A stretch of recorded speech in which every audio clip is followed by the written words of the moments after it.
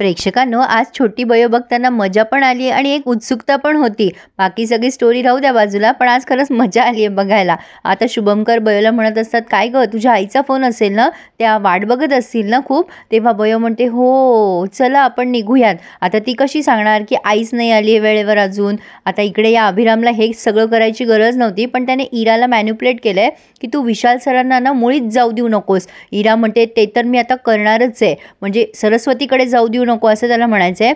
इरा म्हणते, "आतापर्यंत मी त्या विशालला खूप चांगलं चांगलं बोलत होते, पण आता नाही त्याला माझ्या पायाशी आणला ना तर नावाची इरा नाही आहे मी." अभिरामचा हेतू सक्सेसफुल झाला आहे. त्याला काही करून बयोच्या लव्ह स्टोरीमध्ये काहीतरी प्रॉब्लेम क्रिएट करायचे म्हणून त्याने हे सगळं केलं आहे. शुभंकर रस्त्याने जाताना विचार करत असतात की ही माझी बयोच निघावी, माझ्या मनात जी शंका आहे ती खरी ठरावी. आता बयोने आणलंय शुभंकरांना घरी आणि राजा काकाची ओळख तिचे वडील नाना अशी करून दिली आहे शुभंकरांना. शुभंकर नमस्कार करतात आणि राजा काका पण त्यांना नमस्कार करतात. मग गौतमीच्या लक्षात येतं, अरे हा तर हॉस्पिटलमधला राजा शिपाई आहे, हा बरा आला या बयोच्या टीममध्ये. म्हणजे आता हा सुद्धा हिच्याच टीममध्ये झाला वाटतं, बरा मिळाला हिला मदतीला. मग शुभंकर तिथे बसलेत आणि लगेच आता राजा काकांना खोकला येतोय. मग बयो म्हणते, "पाणी घ्या ना बाबा." आता पप्या आलेला असतो तर त्यांचं जसं नाटक ठरलंय तसं ते करतायत. बयो म्हणत असते, "पप्या बाजूला सरक, माझे कपडे आहेत ना तिथे." मग पप्या म्हणतो, "हां हां, तुझे कपडे तुझे कपडे, सरकतो सरकतो."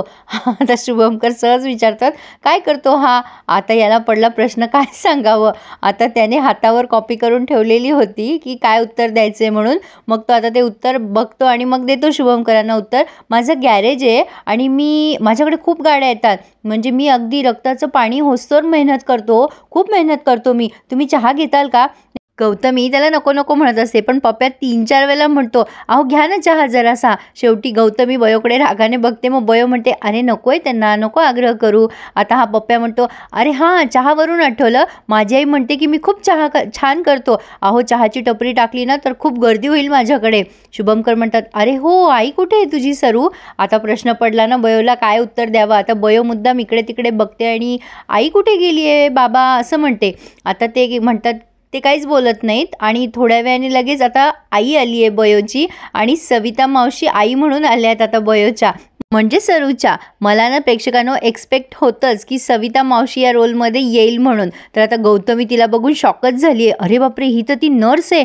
म्हणजे हिने तर हिची अख्खी टीम उभी केली आहे वाटतं. मला वाटलं हिला कोणी कुत्रं भेटणार नाही, पण हिला बरे भेटले हे सगळेजणं. मग आता सविता मावशी नमस्कार म्हणते शुभंकरांना. मग लगेच पप्या त्याचा डायलॉग मारतो, "आई तू वडापाव नाही आणला का माझ्यासाठी?" त्या सविता मावशी म्हणतात, "जाय रे मेल्या, कसला वडापाव आणि कसलं काय, आधीची उधारी आहे ना ती चुकव आधी." मग आता त्या नमस्कार म्हणतात तेव्हा त्यांचा बोलायचा टोन शुभंकरांना म्हणजे साधा वाटतो, मालवणी वाटत नाही. मग ते लगेच म्हणतात, "तुझी आई मालवणी नाही आहे का?" मग त्यावर पप्या उत्तर देतो, "ते काय आहे ना, माझा बापूस हापूस आणायला रत्नागिरीला गेलो होतो आणि तिथे माझ्या आईच्या प्रेमात पडला आणि मग तिथून माझा बापूस झाला. म्हणजे हापूस आणायला गेला आणि बापूसून आला." आता सविता मावशी त्याला म्हणते, "फार आगाव आहे आमचं कार्ट." असं म्हणून त्या किचनमध्ये गेल्यात. आता बयो पण किचनमध्ये जाऊन थँक्यू म्हणते त्यांना आणि "तुम्ही कसं काय आलात ऐन वेळेवर?" असं विचारते. सविता मावशी म्हणतात, "अगं राजाराम भाऊंनी मला फोन केला आणि तुझ्यासाठी मी कधी येणार नाही असं होईल का गं बयो? तुझे खूप उपकार आहेत माझ्यावर." दोघी एकमेकींना आभार देतात. मग आता शुभंकर विचार करत असतात मनामध्ये, होती नव्हती तीही आशा संपली. म्हणजे ही सरू माझी बयो नाही आहे. आता राजाराम काका बयोचं कौतुक करत असतात, म्हणजे सरूचं, "माझी सरू खूप लागवी आहे हो, ती तुमचं फार कौतुक करत असते बघा नेहमी आणि खूप कष्ट करते हो आमची सरू." मग शुभंकर म्हणतात, "हो ना, अगदी माझी बयो असती ना तर ती तुमच्या सरू एवढीच असती हो. तुमची सरू खरंच माझ्या बयोसारखीच आहे. म्हणजे माझी बयो जर मोठी असती तर नक्कीच तुमच्या सरूसारखीच दिसली असती." आता ते विचारतात की तिच्या अंगावर कुठली जन्मखूण आहे का हो पडल्याची वगैरे. राजाराम काका आता विचार करायला लागतात आणि पप्या त्यांना खुणवतो कानाला हात लावून. मग राजाराम काका म्हणतात, "हां, कानामागे तीळ आहे तिच्या, जन्मखूण तिची." आणि आता शुभंकरांना वाटतं की आहे नाही तीही आशा संपलीच. पण आता ते गौतमीला म्हणतात की "गौतमी बघ ना जरा चहा झालाय का, जा विचार." गौतमी म्हणते, "हो हो आलेच मी." आता गौतमी आज जाऊन म्हणते, "काय गं काय चाललंय हे सगळं जन्मखूण वगैरे, काय तमाशा लावलाय?"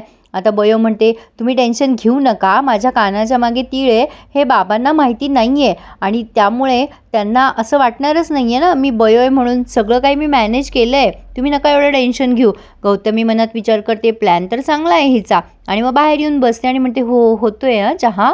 शुभंकर आता पुन्हा विचार करायला लागतात की माझ्या मनातली भीती खरी ठरली, म्हणजे ही सरू माझी बयो नाही आहे. तर आता गौतमी म्हणते, आता पटलं ना तुला ही सरू बयो नाही आहे म्हणून. शुभंकर गौतमीला काहीच उत्तर देत नाही आणि म्हणतात, तुमची सरू खूपच लागवी हो. आता ते पुढे काही बोलणार तेवढ्यात हा एक मध्ये सस्पेन्स त्यांनी निर्माण केला आहे. म्हणजे आता त्या पप्प्याच्या गल्लीतली एक बाई आली आहे माने काकू म्हणून, त्या पप्प्याला शिव्या देत येत असतात, काय रे मेल्या, माझा मिक्सर खराब केला ना तू.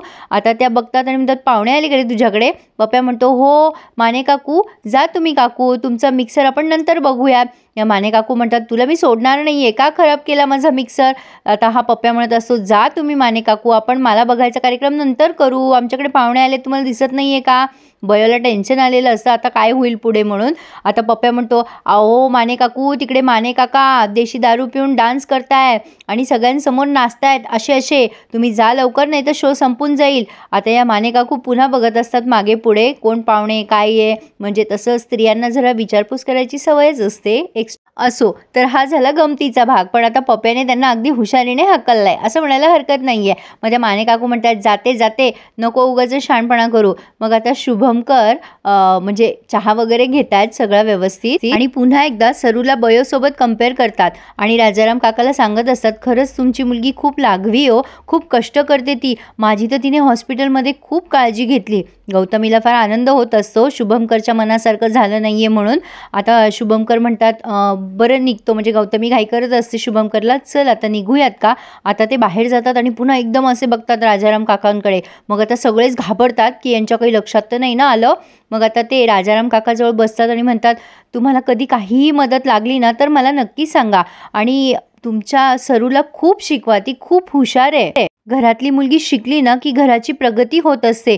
खरंच तुमच्या सरूला खूप शिकवा, खूप मोठं करा आणि तिला जपा, ती खरंच खूप गुणी मुलगी आहे.